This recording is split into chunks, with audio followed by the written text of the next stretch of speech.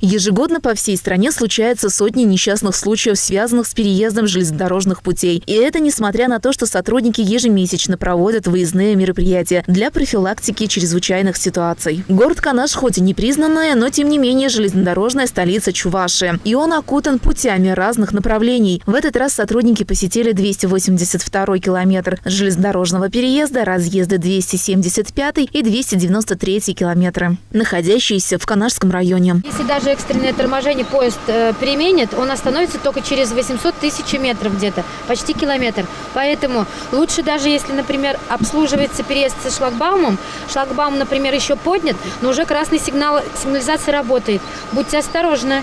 Лучше остановиться, иначе вы заедете в зону переезда, шлагбаум закроется, и вы, естественно, вас дома не дождутся. Вас ждут дома родные, близкие, дети. Будьте бдительны. Знаете, что ДТП в этом году был, да?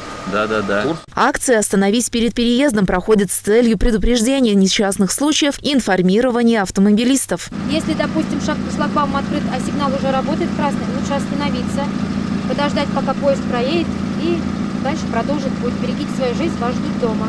Сегодня водители получили специальные памятки, заглянув в которые они смогут вспомнить необходимые правила. Пассажирский, грузовой и легковой сотрудники РЖД останавливали все виды автотранспорта. Берегите себя, своих близких, кого везете, пассажиров, конечно. А также имейте в виду, что когда едет пассажирский поезд, там до 400 пассажиров и даже больше бывает. Надо беречь их жизни. Канашская дистанция инфраструктуры, значит, проводит акцию на переезде 282 километр. Это перегон, разъезд 282, 275 километр. Это Канашский район. Значит, на данном переезде в текущем году, в январе месяце 20 числа, было допущено ДТП. ДТП был смертельным исходом, то есть погиб молодой человек. ДТП было совершено с пассажирским поездом населенностью в 302 человека. Значит, в преддверии этого дня, значит, мы на переезде раздаем памятки водителям, ведем с ними разъяснительную работу о правилах передвижения и проезда через железнодорожные переезды.